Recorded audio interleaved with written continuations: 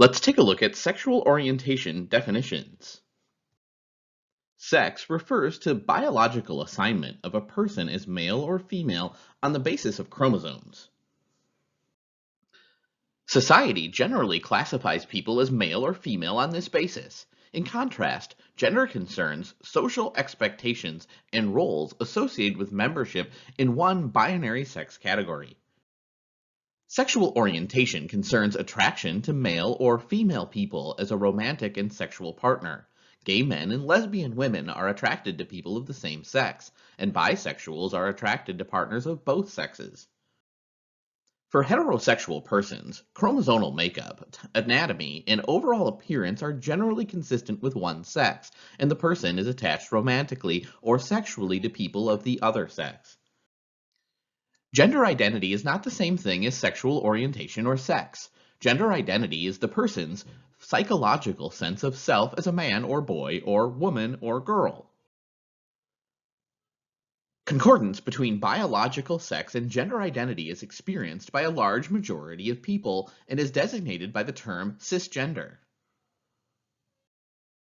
The expression LGBT or GLBT is quite common in everyday language. This refers to lesbian, gay, bisexual, transgender. Sometimes the letter Q is included to mean questioning or queer, an umbrella term for sexual and gender minorities. Individuals with homosexual identity are probably the largest group within the LGBTQ community. With most dimensions of difference, job-related implications could require special consideration.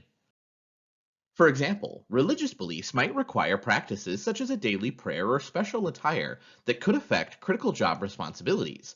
Social class might be related to customs and norms, education, language, and communication.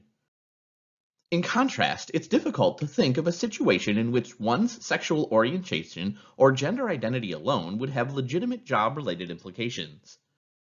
Unlike other diversity dimensions, management of diversity in sexual orientation or gender identity generally focuses on workplace customs or procedures that are not directly job-related, not on the work of the person who's different. This might include benefit packages or attitudes and behaviors of other workers. Here's what's different about sexual orientation. First, unlike most other dimensions of difference, at the federal level, there's currently no legal protection against workplace discrimination based on sexual orientation. Second, sexual orientation is invisible unless one chooses to come out and disclose it or to risk being discovered. For this reason, estimates of sexual orientation frequently are difficult to verify. Third, LGBT persons may experience hostile environment harassment even when they're not out. People around them may feel free to express anti-gay attitudes in situations where they would never speak ill of other minorities. Fourth, our stereotypes of gay people are based on people who are out, media portrayals, and sometimes people identified in error. The openly gay are only a subset of homosexuality-oriented persons. Fifth, the victims of race, sex, disability, and other discrimination at work often have a supportive network of family and friends who can provide some relief, counsel, and emotional support. However, the LGBT employee may not have to come out to family, or they might meet with rejection and hostility when doing so. In these cases, the employee lacks the support and buffering influence that friends and family often provide. Sixth, otherwise tolerant and non-discriminatory individuals may have a religious or moral basis for negative feelings towards LGBT persons. Some consider that requiring equal treatment of LGBT employees infringes on their religious belief.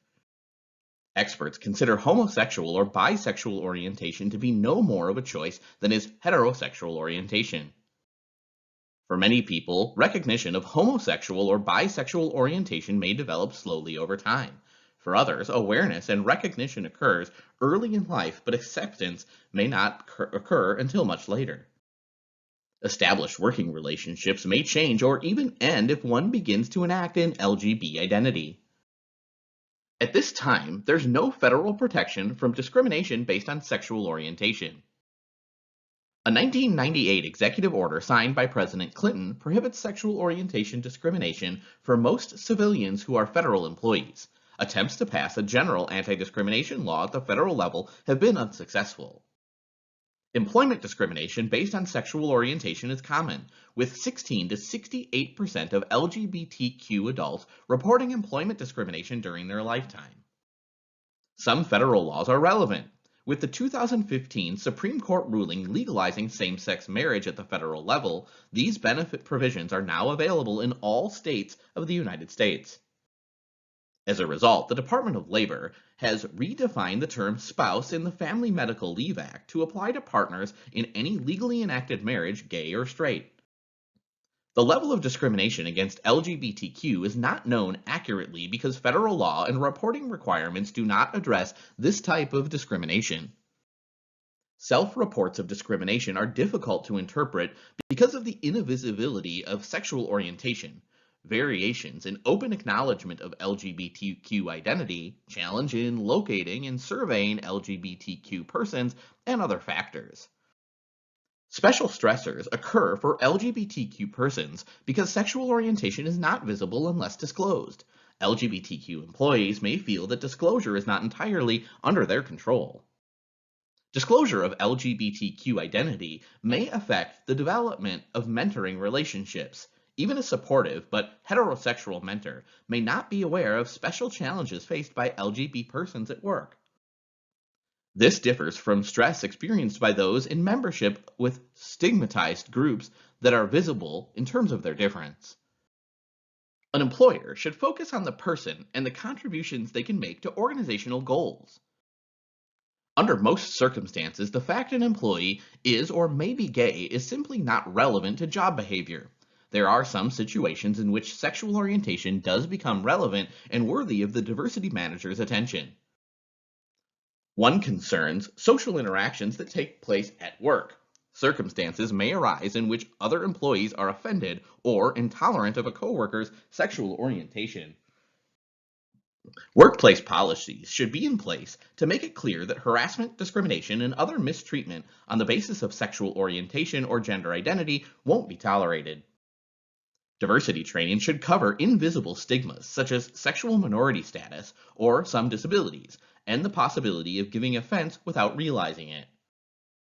Employees should be aware that LGBTQ communities and colleagues may be out in some situations, but in others, not allow the LGBT person to be in control of additional disclosure. Another situation in which sexual orientation is relevant for inclusion concerns employee benefits.